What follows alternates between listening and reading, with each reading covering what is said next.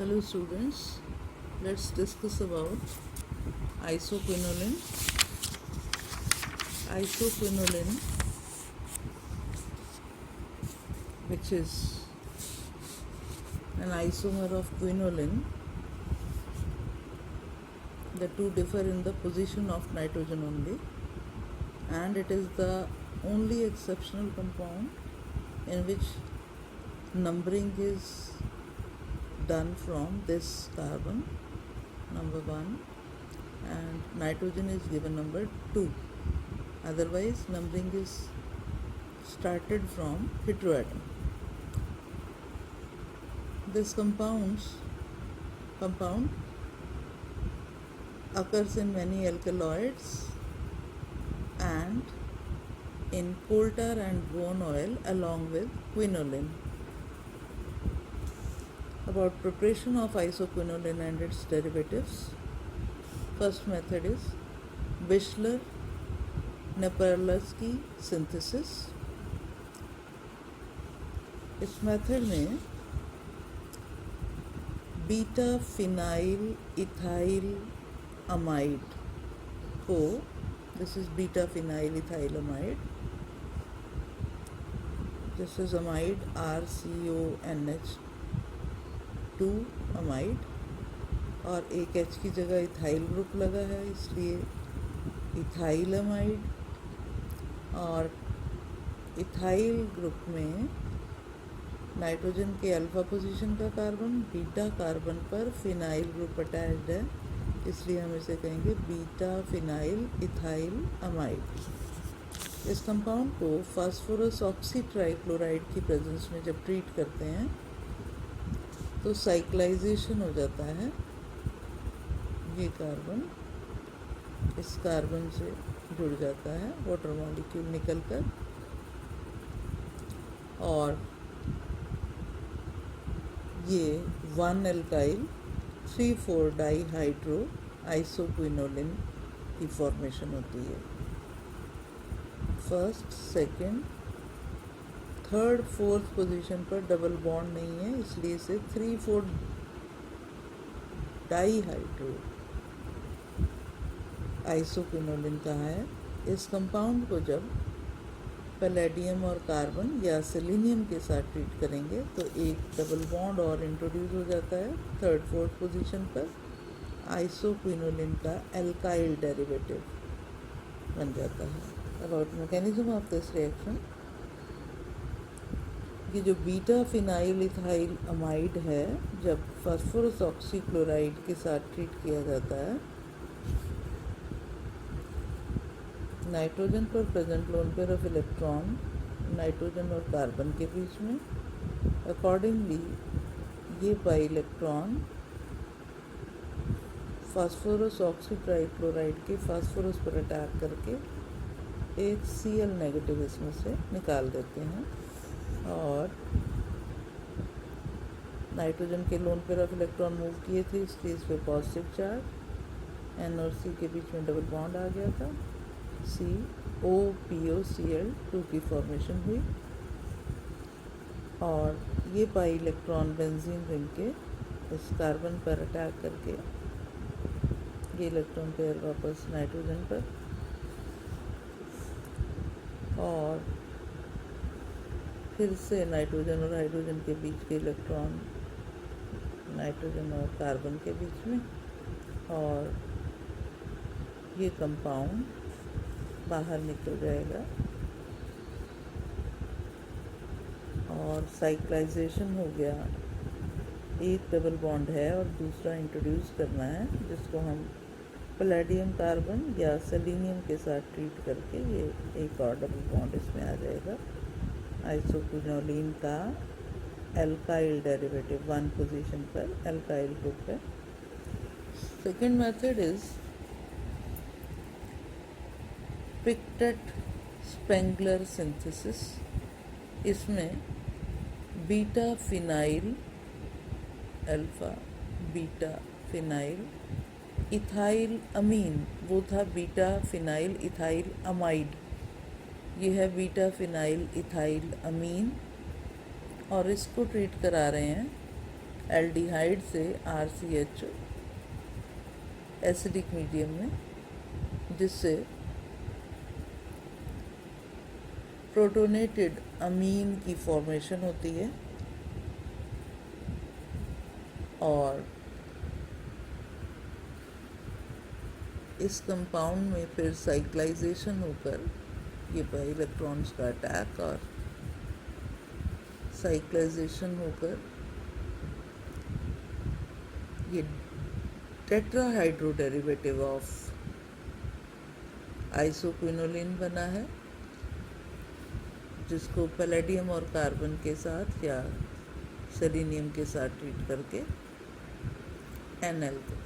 One alkyl derivative of isoquinoline बन जाता है। Pictet Spengler synthesis from beta phenyl alpha beta phenyl ethyl amine से start करके, और एक और मेथड है पोमेरेंस फ्रिट्ज सिंथेसिस। यहाँ बेंजल्डिहाइड लिया जा रहा है और इसको amino acetal CHO2H5 OC2H5 acetal linkage है। ये अमीनो कंपाउंड है इसलिए अमीनो एसिटाल का है। इसके साथ रिएक्ट करके H2 यहाँ से और O यहाँ से निकला, जिससे ये शिफ्ट बेस बन जाएगा CH डबल बॉन्ड N और CH2CH OC2H5 OC2H5। जब इसको सल्फ्यूरिक एसिड से ट्रीट करेंगे 2 मोल इथेनॉल के C2H5OH C2H5OH निकल जाएंगे और आइसोक्विनोलिन की फॉर्मेशन हो जाती है। Pomeranz Fritsch synthesis. About properties of isoquinoline, ये कलरलेस लिक्विड है। Boiling point 516 kelvin temperature. Quinoline का बॉइलिंग पॉइंट 511 केल्विन था। पास पास हैं दोनों के बॉइलिंग पॉइंट्स। और ये रेजोनेटिंग स्ट्रक्चर हम देखें आइसोक्विनोलिन का, अगर ये इलेक्ट्रॉन नाइट्रोजन की तरफ शिफ्ट हों तो इस कार्बन पर पॉजिटिव चार्ज और नाइट्रोजन पर नेगेटिव चार्ज आ गया, और इसी के साथ अगर ये पाई इलेक्ट्रॉन इधर से मूव हो रहे हैं तो पॉजिटिव चार्ज इधर, पॉजिटिव चार्ज ख़त्म हो जाएगा, ये इधर पॉजिटिव चार्ज यहाँ इस पोजीशन पर आ जाएगा। तो ये 3 रेजोनेटिंग स्ट्रक्चर्स हैं आइसोक्विनोलिन के, जिनमें से इन 2 में चार्ज सेपरेशन है।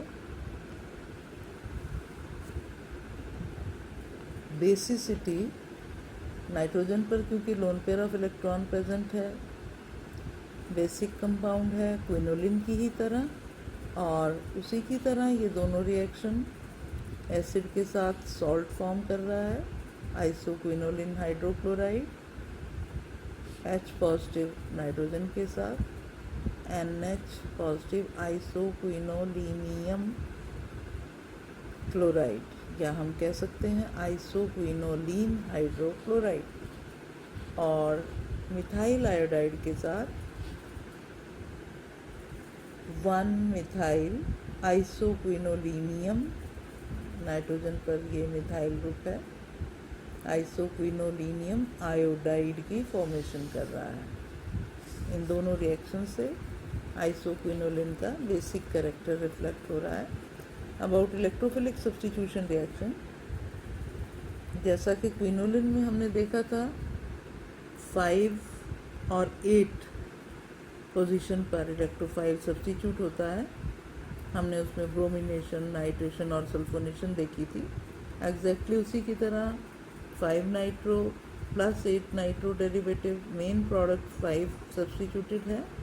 8 पोजीशन पर जस्ट 28% प्रोडक्ट मिल रहा है। नाइट्रेशन आइसोक्विनोलिन की कंसनट्रेटेड नाइट्रिक एसिड और कंसनट्रेटेड सल्फ्यूरिक एसिड के साथ की जा रही है, और जब सल्फोनेशन के लिए ओलियम यूज़ हो रहा है.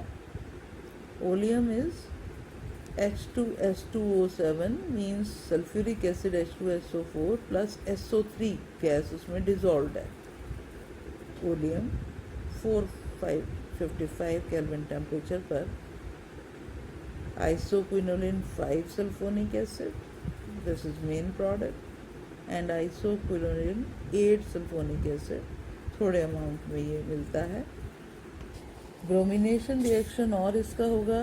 ब्रोमीन को कार्बन टेट्राक्लोराइड की प्रेजेंस में मिलाकर एज सॉल्वेंट ट्रीट किया जाए तो ब्रोमिनेशन में ब्रोमीन 4th पोजीशन पर आती है.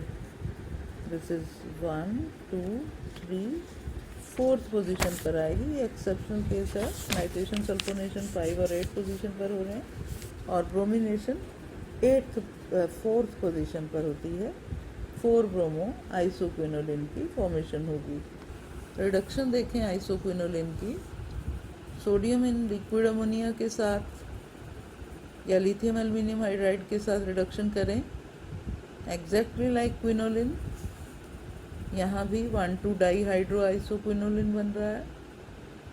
और 10 और HCl के साथ करते हैं तो 1 2 3 4 टेट्रा हाइड्रो आइसोक्विनोलिन बनता है. और अगर कंप्लीट रिडक्शन कराना चाहें तो hydrogen in presence of platinum लेंगे कंप्लीट रिडक्शन के लिए, डेका हाइड्रो आइसोक्विनोलिन बनाने के लिए. और ऑक्सीडेशन अल्कलाइन पोटेशियम परमैंगनेट के साथ की जा सकती है जिसमें पिरिडीन रिंग भी क्लीव हो सकती है. जैसे यहाँ ये रिंग क्लीव होने से बेंजीन रिंग इंटैक्ट है, COH यानी थैलिक एसिड की फॉर्मेशन. और अगर बेंजीन रिंग में ऑक्सीडेशन होता है, पिरिडीन रिंग इंटैक्ट रहती है, तो इस कंपाउंड को बोलेंगे पिरिडीन. ये नंबर 1 2 3 4 पर कार्बोक्सिलिक ग्रुप है. पिरिडीन 3,4 डाई कार्बोक्सिलिक एसिड जिसका कॉमन नेम सिंकोमेरोनिक एसिड है.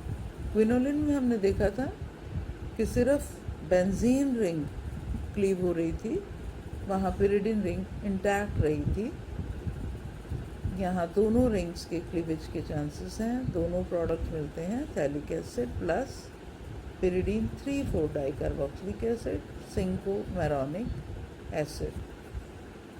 इलेक्ट्रोफिलिक सब्स्टिट्यूशन रिएक्शन का मैकेनिज्म एग्जैक्टली सेम है क्विनोलिन की तरह. वही first step condition of electrophile, second step में 5th और 8th पोजीशन पर इलेक्ट्रोफाइल का अटैक, और third step abstraction of proton. और वही 5 और 8 डेरिवेटिव मिल रहे हैं नाइट्रो और सल्फोनिक एसिड के केस में. और ब्रोमिनेशन हमने देखा 4th पोजीशन पर होता है. That's all with properties of isoquinoline.